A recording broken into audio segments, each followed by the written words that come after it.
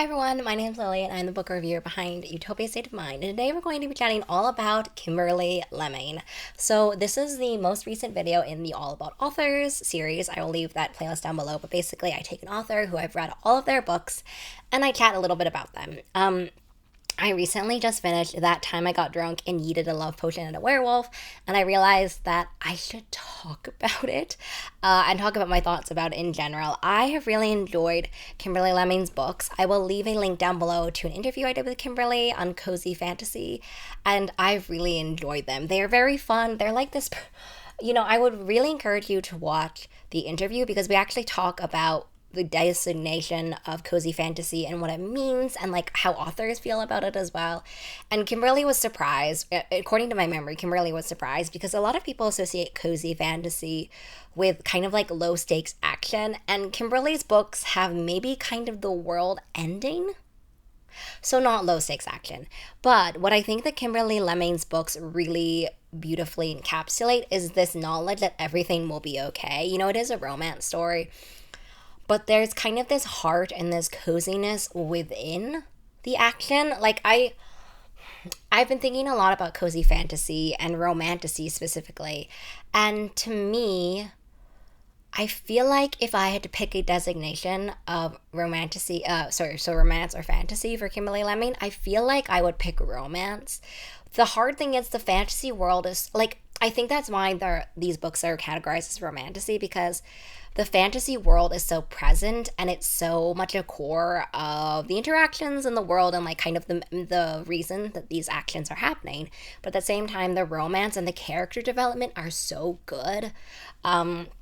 So romantasy, cozy fantasy. I thought I would just talk about it all when we talk about these Kimberly Lemming books. I have read all three of the Mead Mishaps and the I Got Abducted by Aliens, and now I'm trapped in a rom-com. So let me just start off with, by the way, I'm not including kind of the novellas, the 0.5s, 1.5s in the Mead Mishap series. So these are just kind of full length novels. Let's just start off with I Got Abducted by Aliens and Now I'm Trapped in a Rom-Com because the sequel was announced and it's coming out later this year. I punched an alien and now we're in couples therapy. I haven't read a lot of alien monster romances. I have read the gigantic big blue barbarian monster romances. And I gotta say, I Got Abducted by Aliens and Now I'm Trapped in a Rom-Com is just my favorite. Like, there is a meta-ness, there is a humor to it, which I think is unparalleled. The whole kind of rom-com aspect, I really wasn't sure how that was gonna play out before we dove into it. Before we got into the book. But the whole way that the world is constructed in this rom-com and like the whole, it just it was such a unique concept, and I feel like it was just so well executed. It was so well described. It maintained this balance between being constrained and also just perfectly described at the same time. Like, the world building concept wasn't this gigantic thing that would take 5 million pages to write. So it was constrained and it was concise, but it was also really just well described as well. Like, there weren't holes in it, there weren't kind of all these tangents. It was just a world building that was concise, done, and we're moving forward with it. Isn't like a spoiler.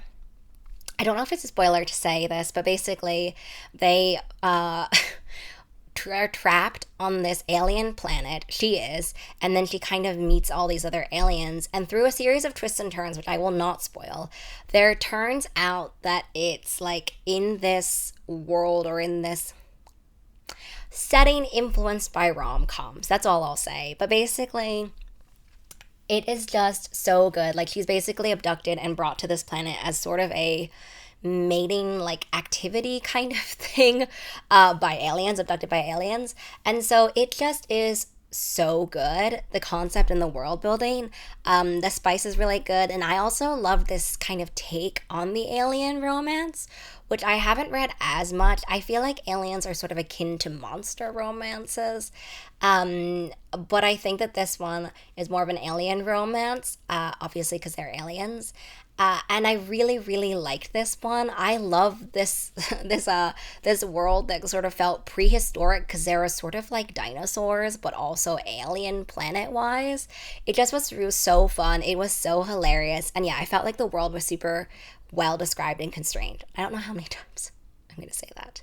But now let's talk about the Mead Mishap series. So basically, I read this one out of order, and I want to say that the last one that I read, so That Time I Got Drunk and Needed a Love Potion and a Werewolf, is my favorite, hands down, for a variety of reasons. So let's start off with the fact that I read That Time I Got Drunk and Saved a Demon first. And I would say that I really enjoyed that one, but I felt like the world building was really biting off a lot in that one. Like there's sort of gods and the world is ending, but also there's like dragons and like demons and all sorts of other kind of things, like well, not mythological, but fantastical creatures.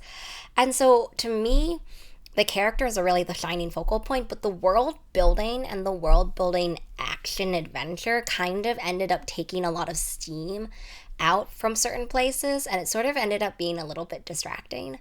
So I feel like, contrary to I Got Abducted by Aliens, that world building just felt to me like it was just biting off a little bit too much to chew. In a lot of senses, it feels a little bit more like classic fantasy in the sense that there's like larger than life gods, and there are, villages oriented around that. It had a more of a kind of classic fantasy medieval-esque vibe to it. Like everyone in the Mead Mishaps, Mead associated, they're sort of, yeah, it's like this it's not historical fiction. I just want to say that, but it's sort of this classical fantasy vibe. I feel like if you know, you know. And so I liked that one a lot, but for me, the world, and specifically, I guess the action sort of happening towards the ending just felt a little bit distracting, and I felt like we weren't giving that enough attention throughout the book. And then when it happened at the end, I was like, oh yeah, I forgot about this, but also, wow, we are really moving. And then I read That Time I Got Drunk and Saved a Human, which is the third book. And I do wish that I'd read it in order. To be fair, I got confused. I thought that I was reading them in order, but I wasn't. This is probably my least favorite. I didn't love the character interactions or the romance in this one as much as in the first one. So the first one, I felt like that was the core of the book, why I liked it. And then in the third one, I was just a little bit let down, I guess, by the character interactions and specifically the character development with these main characters. Like, I just found that I didn't necessarily love the love interest as much as I wanted to. I really want, especially if reading, I think it's dual perspective as well. So especially if I'm reading a dual perspective or just any book in general, right? Within the romance world, I need to love both of them by the end. During it, all bets are off. But by the end, I need to love them both. And I just didn't love them as much. It's funny because I read the second book, so I was able to go back and see the beginnings, teasings of the characters that we're going to see in the third book, because in a lot of different sort of connected series sequel worlds, like in the first one, you'll see the side characters that will be the main characters, and then you'll see the side characters that will be the main characters. So going back and seeing the beginning backgrounds of the characters from book 3, I remembered not necessarily why I didn't like them, but I just remembered them a little bit more. I wouldn't say that you have to read these ones in order, but I think that it might be better. So it's not like you have to, but I think it would be better. And so yeah, that one was kind of my least favorite. And then I was sort of a little bit, had put it down on the back burner because I read book 1 and 2 kind of really quickly, and so then I kind of put it on the back burner, and I only just recently got to That Time I Yeeted a Love Potion at a Werewolf because I got the redesigned covers from Orbit a while ago, and so I've been trying to make my way through my physical TBR, and this is my favorite of all of them. So I think it does the things that I didn't really enjoy that much about the first book right. So it has a constrained world building concept, but it's a great example of, wow, a very small or a small like localized incident can feel like your world is ending, can feel very high stakes, when in the reality of the world it's kind of low stakes, right? So basically in this one, and this plot is the freshest to me, so I'm really sorry about the other plots. They're not as fresh to me, so I can't describe it as well to you. But in this one, there are people who start kind of getting abducted, and so one of them is her friend, and so she needs to kind of figure out what's happening. So this is a great example of, for her, it's really high stakes, but in the whole like general sense of the world, it's not as high stakes. There are little ways that it kind of turns high stakes towards the end, or larger stakes, but like, okay, fine. But to me, what really propels, I would say, the majority of the 75 to 80% of the plot and the world and the stakes are more like it's very, very important to her. And obviously, it's impacted her life because her friend is missing. So that to me was a really great kind of way to have. I love a good like low stakes or high stakes in a fantasy world. You know, we read a lot of fantasies where it's kind of like the world is gonna end, oh my gosh, like it's just this gigantic thing, I have to become the hero to save the world. And I just sometimes really like a fantasy where it's kind of like my world is going to change. My world feels like it's ending, even if it's not like the big world. Okay. So while at the end it does kind of connect more towards the world, the big world stuff that happened in the first book, which makes sense because this is the second one. I did enjoy that one, but I enjoyed that one, but I think you would have to read the first one to really understand a little bit more of the second one in terms of the big world plots. But yeah, and so in terms of world building, I enjoyed that more. And I think that the character tropes, or like the tropes in You Heated a Love Potion and a Werewolf, were just more my cup of tea. So basically, we have a character, it's a fated mates book, but I'm not normally a werewolf like fated mates type of girl, but this one was done so right because basically she throws a love potion at a werewolf by accident. And so the werewolf's kind of like, "Oh my god, you're my fated mate." And she says, "Well, I mean, I threw a love potion at you accidentally, so I don't really think so." And he is like, "I don't care, you're my fated mate." And so if, at the beginning, she's kind of assuming that whatever interactions they have until she figures out how to dispel this love potion are just not going to be real. Like they're going to just stop when the love potion wears off or when they stop being able to do that. So that interchange was really interesting to me, but because it also was this sort of metaphor for this universal kind of human thing where we feel like we can't accept love. Because the whole time he's like, "Well, you're my fated mate and I love you." And he is convinced she's his fated mate otherwise, but even we as a reader don't really know because we don't know him at all until he gets hit in the head with a love potion. So I really liked that take on fated mates because I really don't like, I'm not an insta love girly, and I don't love the one where it's kind of like, "Oh my god, like I knew in my heart you were my fated mate and yes, I knew that too" kind of vibe.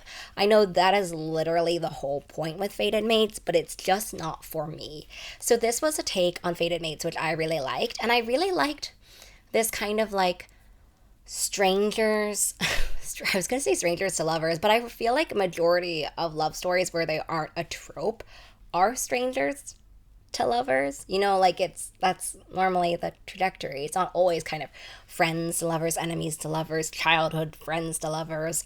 This was just a normal kind of strangers to lovers. But anyway, I really liked that, and I think it's a great example of kind of the way that we show love and the like acts of service kind of love language. And so that was really fun, and the character dynamics between them were really, really cute. Like it just was super spoony, and I felt like this one bit off just the right amount in terms of world and romance and character development. It was kind of like the cherry on top for me, and definitely my favorite of the Mead Mishaps series. So I guess that's the main takeaway. But yeah, I think it's really hard, especially if you're trying to balance a lot of different genres like mystery and horror, or fantasy and horror, or whatever, like mystery and fantasy basically, or romance and fantasy. When you're trying to balance genres and really straddle it between both of them and try to encapsulate both of them, it can be very hard to give both the attention that you want to, or the attention that both of them deserve. And so I feel like The second one I read, sorry, the third one I read, but the second one in the series definitely was my favorite. I don't know if it's just because that one is the most fresh to me, but I think when I was thinking about it and thinking about writing the reviews and looking at the reviews for my last books in the Mead Mishaps series, I think it tracks. So I'm really excited to read the next one, the couples therapy alien romance. I will report back when I read it. When I read that and I include it in a wrap up video, I will make sure to link to this video so that you can see it. I try to keep up to, up to all of the books and all the authors that I'm reading and try to keep referencing it with links and whatnot. But anyway, let me know what your favorite Kimberly Lemming or cozy fantasy romantasy book is down below, and I will see you in the next one. Have a really great rest of your reading day, week, month, and year. I'll see you later. Bye.